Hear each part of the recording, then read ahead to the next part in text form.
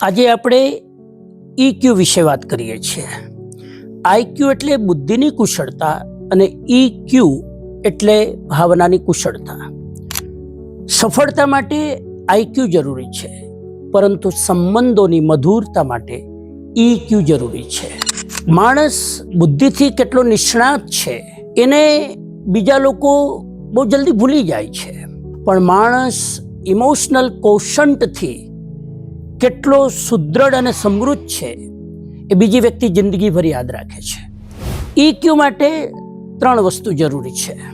પહેલી વસ્તુ આત્મનિયંત્રણ, વ્યક્તિ પોતાની જાત ઉપર કાબુ કરી શકે।